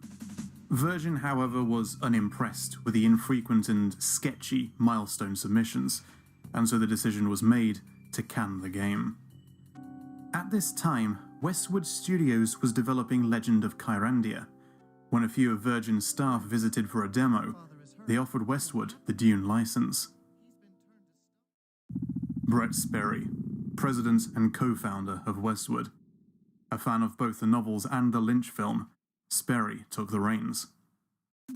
He was asked to take a look at Herzog's Zwei for ideas, a game the Virgin office had been playing extensively. The title, by the way, is German, Duke 2. Herzog's Zwei was a lot of fun, recalled Sperry, but I have to say the other inspiration for Dune 2 was the Mac software interface. The whole design and interface dynamics of mouse clicking and selecting desktop items got me thinking, why not allow the same inside the game environment? To hell with keyboard as the primary means of manipulating the game. Inspiration was also sourced from other venues: Populous, Civilization, Military Madness, Westwood's own Eye of the Beholder, and an argument Sperry once had with Chuck Krogel, then Vice President of Strategic Simulations, who felt that war games had passed their prime, mainly due to their roots in turn-based tabletop board games hemorrhaging players to newer, more exciting genres. Sperry felt that the genre had barely been explored, making it a personal challenge to design a thrilling and fast-paced war game.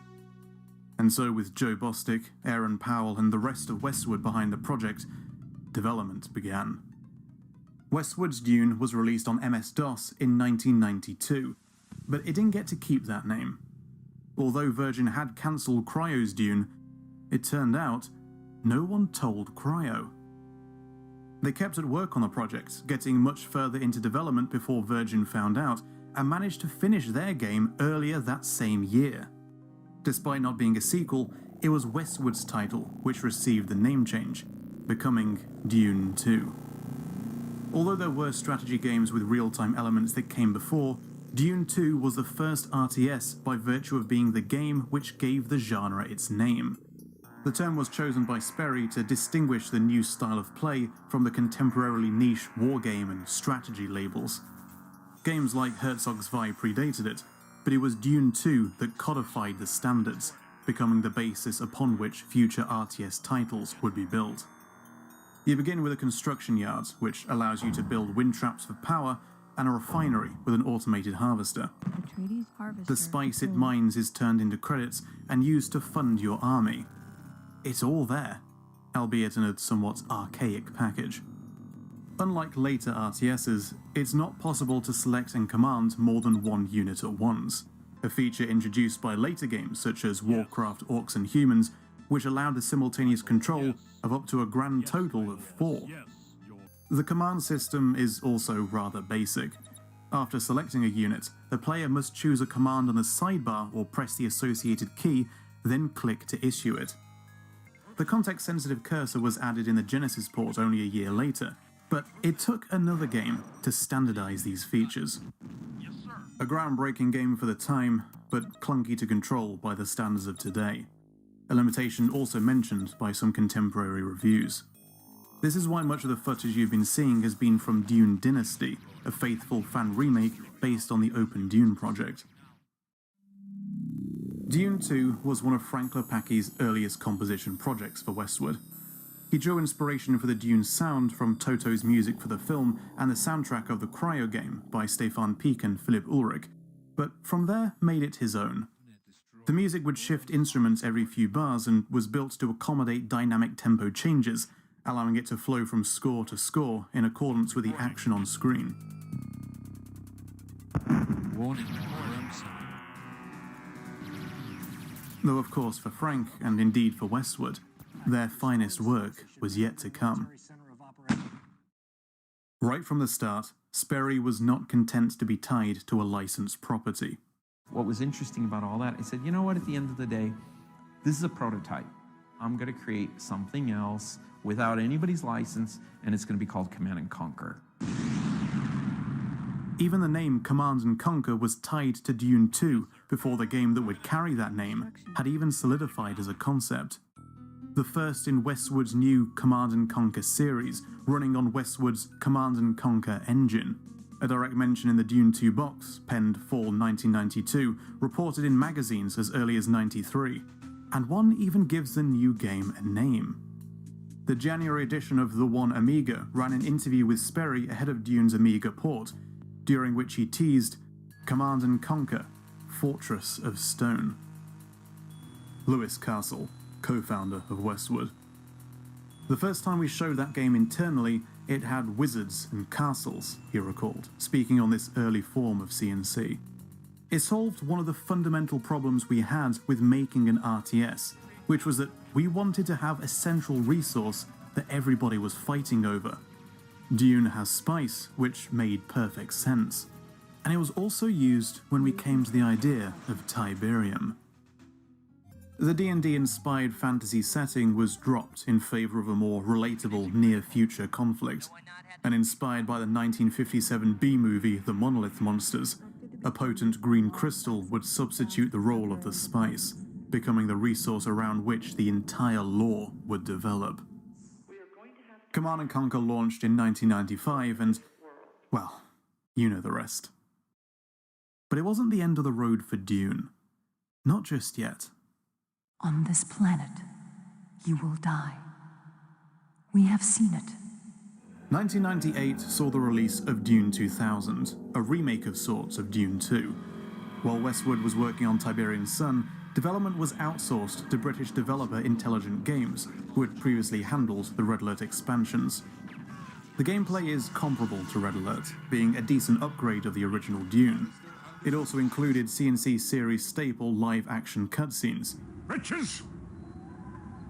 Is that why you come to this bloody sandpit? Which saw the return of the Atreides, Harkonnen, and Ordos. The Ordos were of course not in the original books, while the two other factions played very prominent roles. The name of the house was sourced from the Dune Encyclopedia, which was lauded by Frank Herbert but now regarded as non-canon by his estate. It appeared on a list of the great houses of the Landsraad, though the coat of arms of House Ordos as used in the Westwood games, a snake coiled around a book, was actually designed for House Wallach. Despite this being the only mention of Ordos anywhere in the source material, the house featured as a playable faction in every Dune RTS, allowing Westwood to develop their own lore for this house of traders and smugglers. Worm sign. Along with reprising his role as a Harkonnen announcer, Frank Lopacki returned to score the game, using it as an opportunity to remaster his Dune 2 soundtrack, now no longer limited by ancient sound cards. While there are die-hard fans who still swear by the good old FM synthesis Dune 2 music, and I appreciate their enthusiasm, I always refer to Dune 2000 as my definitive score, because that score was in fact my real vision for Dune 2 all along. Dune 2000 really is just CNC on Arrakis, and it's a shame then that the game is mostly forgotten today, now perhaps best known as being that other game that comes with OpenRA. It reviewed adequately at the time, though many reviewers disparaged it for its dated visuals and overly familiar gameplay, two factors which may have been contemporaneously sound, but are now non-issues. Sure, it's still dated, but for a 22-year-old game, isn't that expectation the price of entry?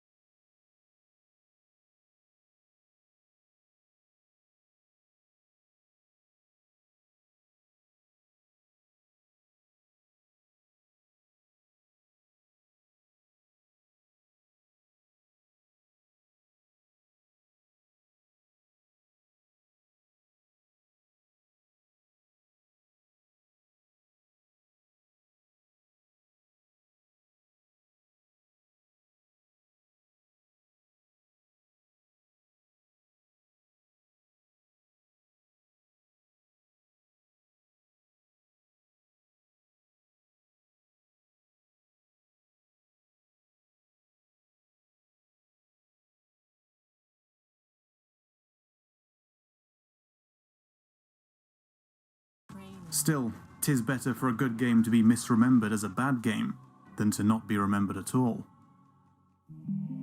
Much of the same can be said for Emperor Battle for Dune, a game which follows the core tenets of C&C, but ends up feeling somehow different. Again outsourced to Intelligent Games, it was the first and in fact only 3D RTS to release under the Westwood name. It's commonly believed to run on the Westwood 3D engine, the same engine used for Renegade and which was adopted by EA under the name Sage for every C&C from Generals up until 2010. This is actually not the case.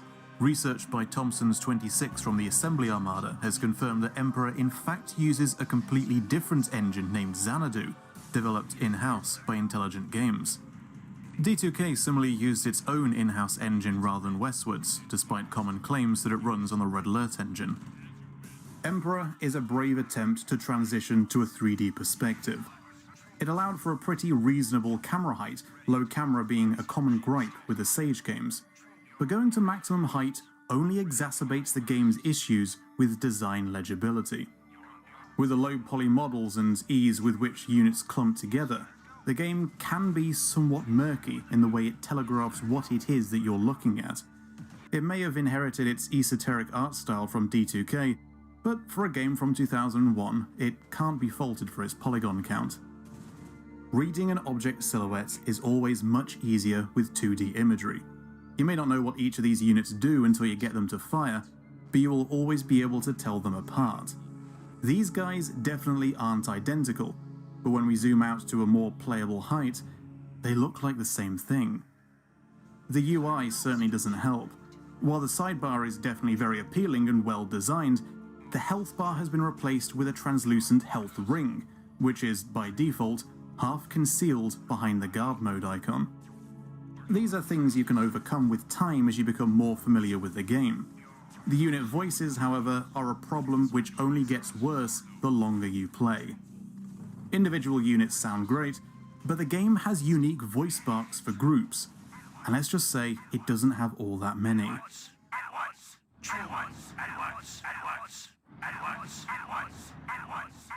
The soundtrack, on the other hand, really is something else. This time, each house has its own unique music by a different composer. House Atreides is scored by Frank, taking a mostly orchestral approach similar to D2K, with some nods to his prior work.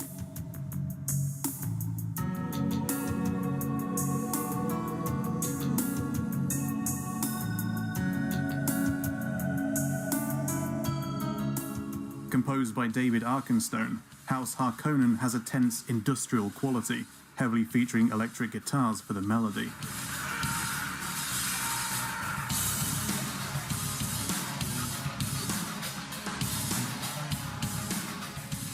However, it's House Ordos that steals the show.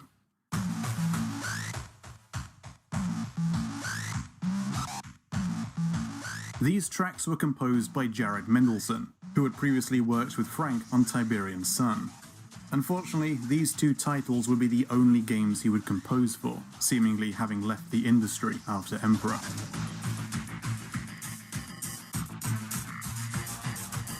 Shortcomings it may have, but they don't define an otherwise quality game.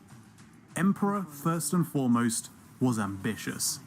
It set out to distinguish itself from Command & Conquer, becoming in the process an entity unto itself. This is its legacy. Emperor Battle for Dune was the last game in the series to be released. Intelligent Games would close only a year later, and Westwood Studios would be liquidated by EA shortly thereafter. Our old friends Cryo Interactive will release one further game based on the TV series, shortly before the company would file for bankruptcy. And that was Dune. It's been over a decade since the last Command & Conquer released, but with a remastered collection on the horizon, that's about to change. But what about Dune? Emperor released in 2001, and since then almost 2 whole decades have passed. Amongst all the talk of remasters, thoughts have turned to Arrakis. It's a shame it isn't possible. Westwood may have had a degree of creative freedom, but Dune was ultimately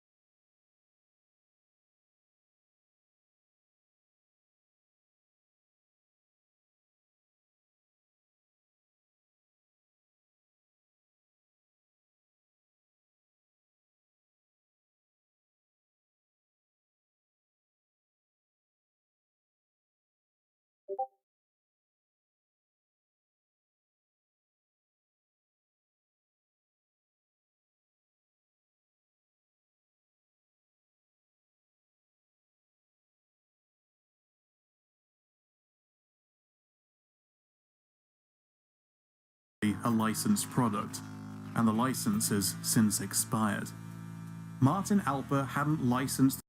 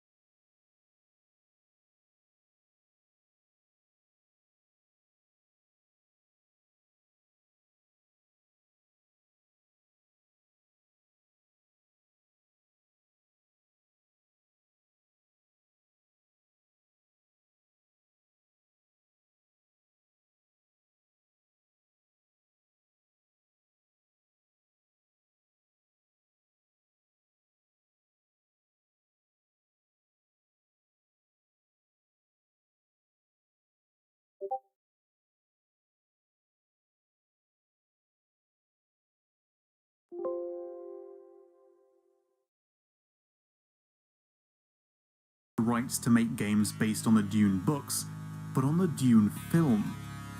Dune is a trademark of Dino De Laurentiis Corporation and licensed by MCA/Universal Merchandising. Every Dune RTS has some variation of this as part of its license. This creates a messy scenario. Who actually owns the rights to the Dune games? The Frank Herbert estate is of course the arbiter to the Dune property overall. Herbert licensed the media rights to Uptading in the early 70s, but these rights changed hands several times, eventually going to the De Laurentiis Corporation who produced the film, distributed by Universal Studios. Virgin Games then licensed the rights from these two to make games on the film. EA buys Westwood and all associated assets, but sometime after Emperor Battle for Dune, the rights they held expired, reverting back to the prior owner. Now, it's improbable that either De Laurentiis Corp or Universal still hold any rights over the games. They certainly no longer hold the rights to make films on the property, as neither are involved in the 2020 Dune film. However, the De Laurentiis Corp still retains the rights to the films they produced even after the license to make the film expires. They still own Dune 1984. Question is, how much of the film's merchandising do these parties still control? EA may no longer have the Dune property, but they at least own the work done by Westwood and Intelligent Games. One would have thought so. Speaking on her efforts to distribute Dune 2 on GOG.com, Marta Adamska details the entire problem. As it turned out, not all the rights went to EA when they bought Westwood. Some code rights went to some of the actual programmers, but they were residual, so we'd need to sign with both them and EA. But there was this one guy who knew about the case because he was personally interested, and he said that all the rights had reverted to Frank Herbert's family. Somehow, I don't want to know how, one colleague got a contact for them, and they unfortunately said they didn't want to revive anything. It wasn't a case of not understanding games, just a straight up, if it's old, it should stay old. And that's it. It's interesting then to note that in 2019, the Herbert estate happily approved the reprint of a Dune board game from 1979. Should stay old indeed. As it stands, the Dune RTSs are out of print and cannot be sold.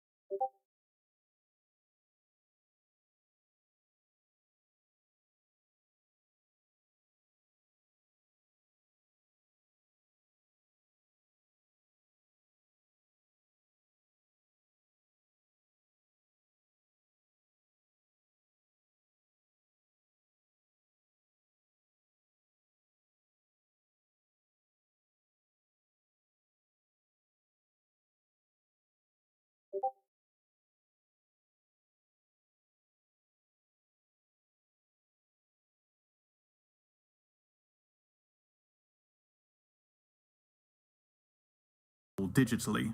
If you want to play these games, you have two options: track down the physical discs, or ask a nice man with one leg. And you have no guarantee that the old discs will work on a modern computer. They didn't on mine.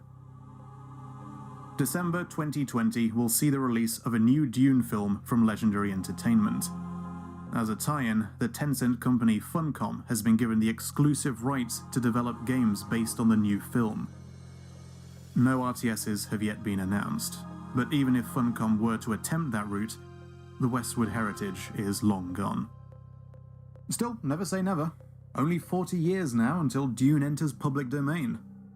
Better mark your calendars, EA. The Dune series shouldn't have to languish in obscurity. It has more than earned its place in gaming history, even if its license is caught up in limbo.